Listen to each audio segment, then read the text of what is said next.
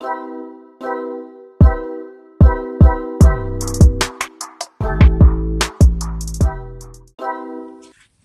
everyone, and welcome back to my podcast, A Woman of Leisure. My name is Tembi. I'm a native of New York City, currently living in southern France with my husband.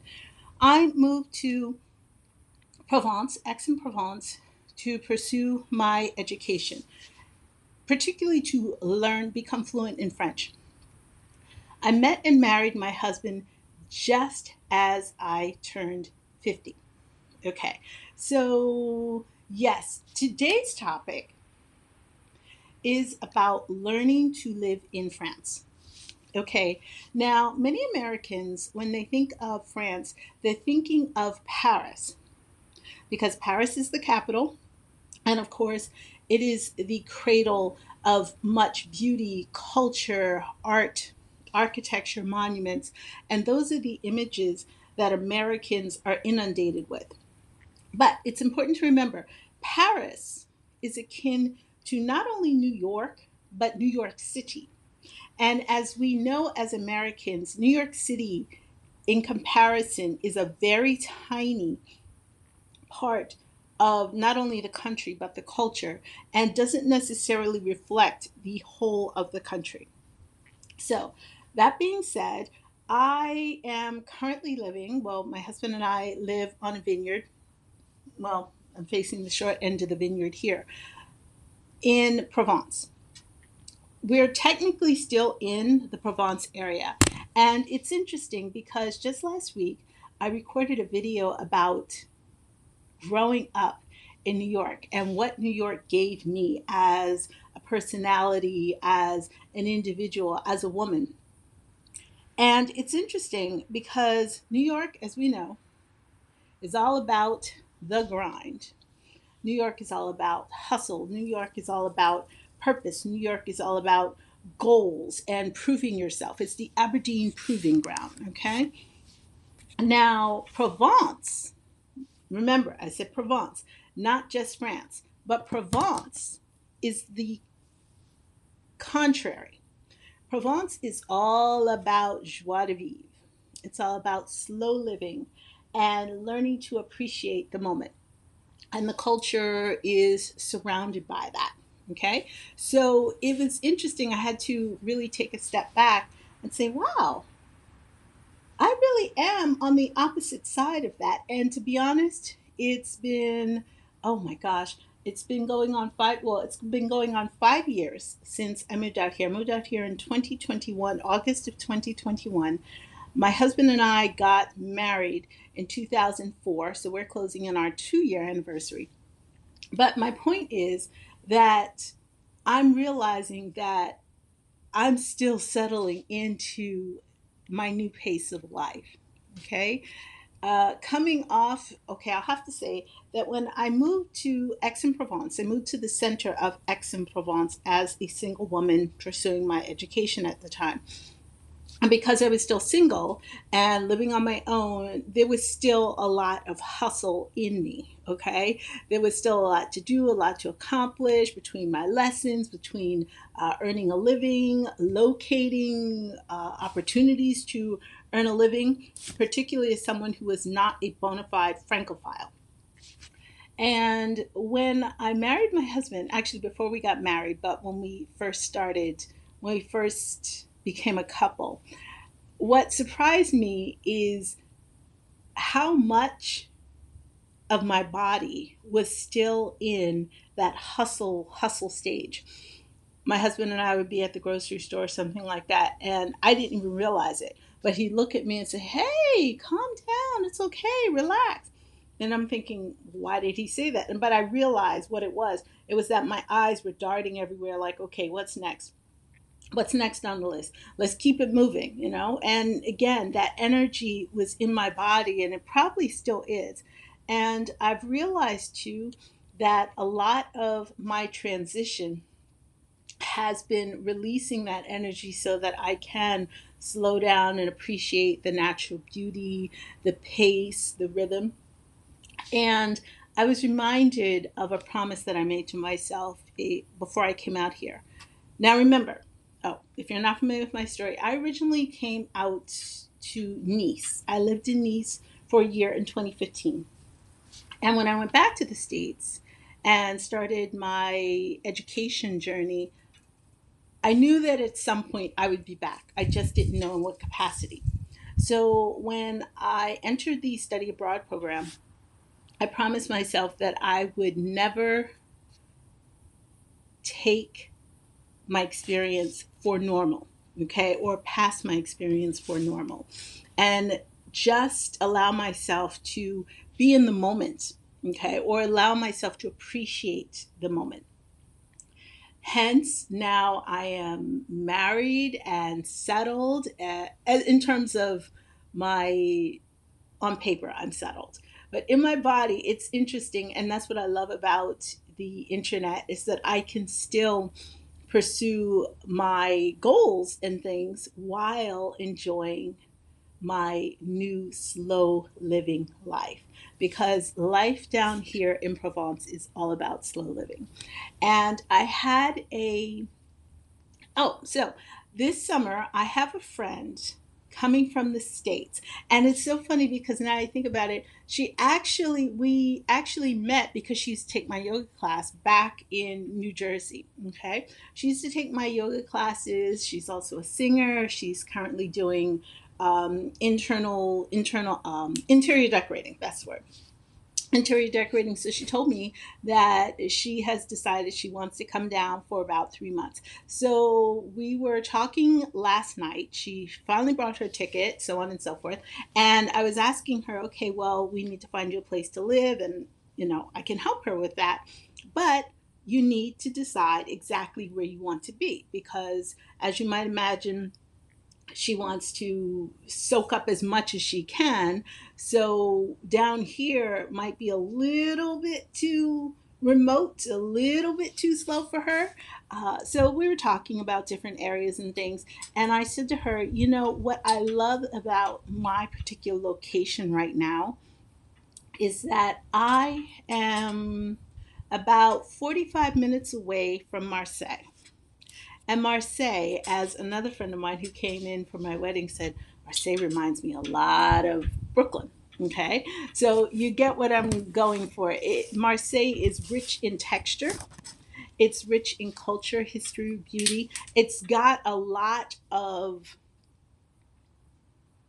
that grit, okay, and again, that texture that New York City has to offer, yet at the same time, you're right there close to the Riviera.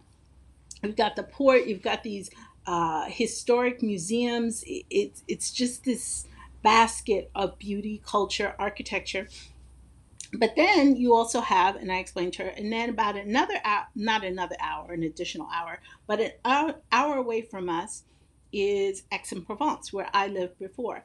And I was explaining to her how Aix-en-Provence does remind me a lot of Nice.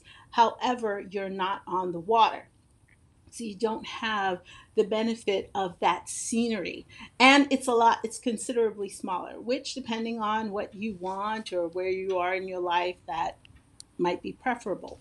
Now, she was talking about wanting to network and kind of use the opportunity to expand her network, her professional network. So the more we spoke, I told her, I said, well, you could do that from anywhere. But I also explained to her that Nice is about 2 hours, almost just under 2 hours away from where I am right now. And she was telling me that she's flying in, she bought a ticket and she's flying into the Nice airport. And I also said that Nice is great because it's easy to get to the airport. That's number one. And it's also conducive for all the other travel experiences she wants to take, like going out to Paris, going out to Italy for her birthday.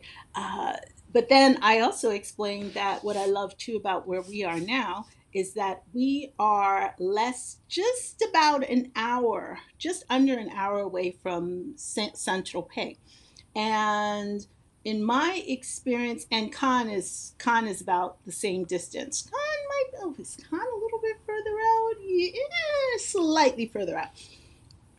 I personally prefer Saint Tropez to Cannes or whatnot. But that's beside the point. And as you can see, I'm surrounded by sea, I'm surrounded by vineyards, I'm surrounded by a lot of beauty. But I have really come to love my serenity. I've really come to love being in an area where I don't hear the buses go by every 5 minutes, or I know that I can walk down to the port and walk down to the beach. I know it'll take me about 45 minutes or so, but I can do it. I know that listen, you can't hear anything. The only sounds that I hear, okay, my beau pair is off running errands or whatnot, which is one of the reasons I'm filming down on the terrace. The only sounds that I hear on a normal basis, you hear that? Nothing. I hear my chickens. My chickens love to talk. In the evening, I can hear the sanglier off in the distance. And maybe about every hour, I'll hear a car go by on our private cul-de-sac. But that's it. And I've come to really, really love knowing that I have all the other this other cities. Oh, I didn't mention Toulon. Toulon is like probably like 15 minutes away by car, maybe about 20 minutes away by train, and who are who have their own textures and personalities, but they're accessible to me. But I absolutely love. Oh, and side note, I do not drive here. I am not licensed to drive in France. I still have my American license, but I don't have the heart for it. Quite honestly, the roads, the rules are a little bit different, and yeah, I'm not ready for all that. So what I'm trying to say is, I have just come to love my.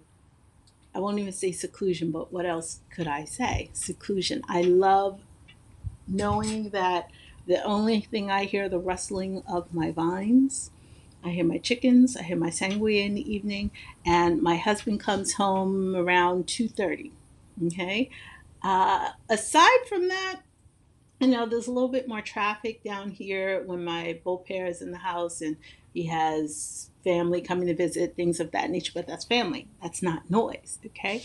So it really reminded me, wow, having a conversation with her and explaining that although these famous cities are beautiful, they're also relatively close in vicinity, and I can appreciate and enjoy every one of them when I want to. But I love coming home and being surrounded by this. Okay, you can see the sea off in the background. I can just hear the softness of the breeze, and it hasn't taken away from my ambition. Hasn't taken away from my plans on travel. I'm actually planning to bring my husband to the United States next year. That is my plan. He's never been, not only to the United States but to New York City. Okay, to show him the city that helped create me. Okay, show him the embers in which I emerged. The winds pick it up, but again, that's part of the beauty of it. So again, last week I was talking about New York and growing up during that time in the 80s where self-expression was just alive, and this cultural explosion of this burgeoning culture that we didn't even know was happening, which is now called hip hop music, and it's a whole hip hop culture.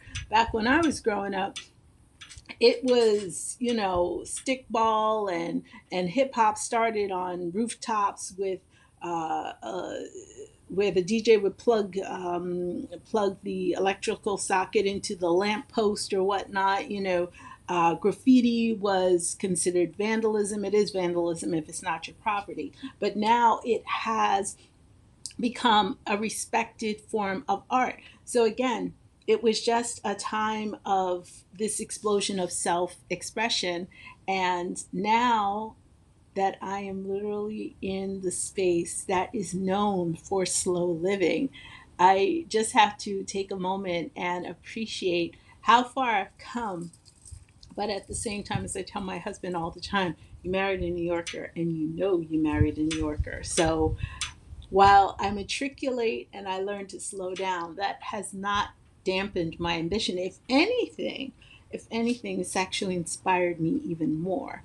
And because the silence gives me room to think, it has given me perspective. Like I just realized how much I gained growing up in New York City at that time, as well as, but the most inspiration I get is from my marriage. Being in a space of safety and love and security, where my husband always tells me, as if you're good, I'm good. And knowing that I don't have to look behind me all the time. I mean, you kind of still do, because at the end of the day, we're all human beings, and he goes to work. I work from home. He's not always around, and that's not always his responsibility. It's mine as well. And I love the fact that I still have that vigilance and I have that instinct or whatnot. But to know that my basic needs are taken care of, and yeah, it's actually inspired me to reach higher. Like I said, I'm planning a trip for us, and the bulk of my trip now, the thing is, I have friends that I could stay with, or we could stay with, but I'm envisioning us staying in Manhattan. Okay, I already identified where I would like for us to be. I want us to be able to walk where we need to go. Of course, I want to take him to Coney Island, things of that nature, but I would really love to show him New York City from Manhattan. Other places we'd have to commute, and quite frankly, the commute is takes most of your time and energy. So I'd really love to create that environment for him. My husband is, and this is something that he introduced me to. I had never heard of this. My husband's favorite movie of all time is The Warriors, and I had never heard of this movie. Evidently, this is a movie that was done in, oh my gosh, let me double check. It was done in the early 80s, if not late 70s. Let me check. 1979. 1979. And like I said, late 70s, early 80s. And it's got a lot of xenophobic themes. It would not pass in today's culture, but my husband loves this movie, and he was always asking when he first showed it to me. He's like, "Is this geographically accurate?" and so on and so forth. And I'm like, "Yes, but this has been, it's been like 50 years since this, well, close to 50 years since this movie was done. A lot has changed, but yes, most of it is accurate, especially at that time. It's basically a movie about gangs, okay, gang culture in New York City. And I am just dying to take him, curate, that's the word I'm looking for, curate a tour where I can take him around New York and show him the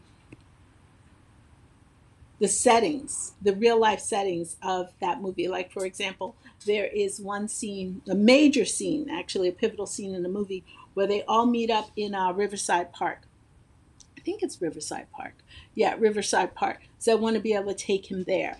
And the whole point of the movie is that they're trying to get to their home territory where they're safe, and Coney Island. So they wind up in Coney Island, and I want to take them to Coney Island, do the Nathan's hot dog thing or whatnot. So I'm really excited about that. But again, you know, the other thing is I've always loved to travel, but now my desire to travel, this is the baseline. This is the what's the word I'm looking for? This is the standard. Okay, if we are not planning to travel, someplace that is not more beautiful than where we are now, where we live, where we wake up. Is it worth our money? Is it worth our time? Is it worth our energy? Aside from seeing family, things of that nature, I mean, we are in our in middle age, so of course, family members are getting older, and time is of the essence to some degree, or to a major degree. But it's just very, very interesting how my my perspectives have shifted. Okay. So just wanted to come on and share that little tidbit. And hopefully, come mid July, I'll be able to invite my American friend on and share her perspective. I think this will be her, no, she told me she's visited Nice. And from what we've ascertained, she still hasn't decided exactly where she wants to be, because I'm trying to explain to her, just like myself, you can be in areas that are a little bit more cost effective and have just as much to offer, and just commute into a place like Nice or Marseille for business purposes. However, the more we talk, I think she's probably going to wind up in Nice. So that'll give me a reason to come and visit, because I haven't. Yeah, my husband and I went out to Nice this February, I believe, right after Christmas. And that was beautiful, of course, but to me, it's like, it's not nearly as beautiful as where we live now. So here's hoping that this will inspire you to create a life that you do not need a vacation from. Till next time, thanks for listening. Thanks for tuning in. I'm Tembi. Thanks for tuning in to A Woman of Leisure. Bye bye.